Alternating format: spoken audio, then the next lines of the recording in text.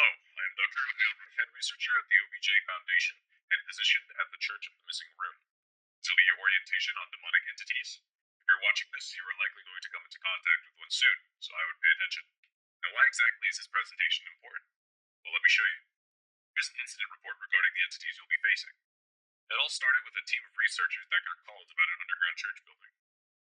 Now, the O.B.J. was never big on religion, but seeking knowledge, they thought it was wise to launch a small-scale localized investigation. At the church, the researchers uncovered what seemed to be fragments of a much larger collection of instructions. What was especially interesting was that the pages were already annotated by the Foundation staff, signed annotations that the signer did not recall writing. Even some of the writings in there belonged to people who didn't exist. There were plenty of theories, multiverse theory, simulation theories, but no one had an answer. Seeing that this anomaly was somehow related to the O.B.J., it was made worth investigating. When the pages were put together, it formed instructions, and according to the researchers, the instructions were on how to bring along the Second Coming. The researchers believed the Second Coming would solve it all, and the Foundation board agreed too. It was the Foundation's imperative to lead humanity through the unknown.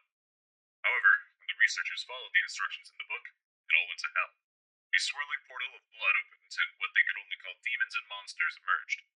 After the event, senior researcher Dr. Mr.Boloney became unaccounted for. His parking space has been reassigned.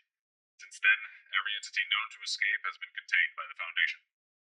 Now, the Foundation is tasked with returning the entities to wherever they came. And that is where you come in. Everything you need is in the Rune Operation Manual. It's an O.B.J. altered excerpt from the Grimoire of Runes, the same book found at the church. Also, for your convenience, the critical information has already been highlighted. We don't know who highlighted it. It came that way. Okay, now this is the most important rule, so pay attention. On top of all conditions, whatever you do not look directly at the entity. It will come through your eyes. Do not look away from the entity. It will come while you aren't watching. Keep it at the very edge of your vision, and hold it there. We are aware that this is difficult. We are also aware of what replaced the last operator who found it difficult. That would be you.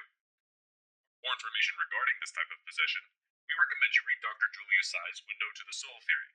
Now let's walk through one together, while you're still able to. Step 1 is always the same. Observe the manifestation phase, and document everything the entity does. The entity will manifest some spatial events that you may notice. This could come in the form of light, sound, hallucinations, or other effects. However, we'll keep it simple for this demonstration. Here, the entity is emitting a red light. Remember, the red light is not for decoration. It is a symptom of the entity's manifestation. Step 2. The quantum phase. This is when you'll have time to decipher the rune sequence.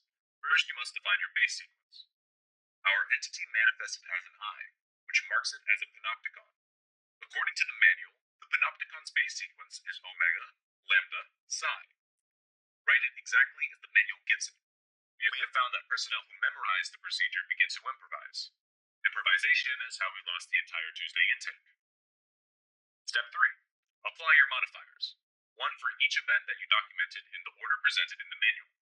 We documented one event, the red light. The manual tells us when the light is red, swap the first and last rune. So, omega lambda psi becomes psi lambda omega. Simple. Real shifts could give you several at once. But don't worry, we'll start you off on the easier ones. Step 4. Input the new incantation, psi lambda omega. Enter it on the console exactly as written.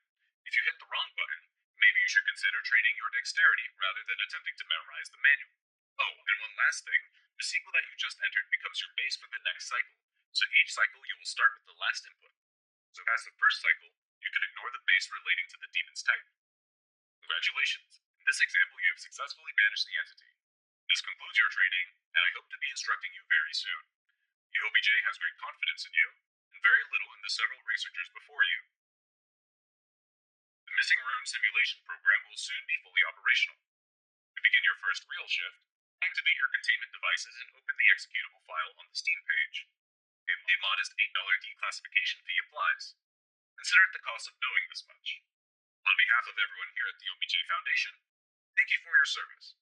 We hope to offer you a promotion at the end of your contribution, and we hope it's still you when we do.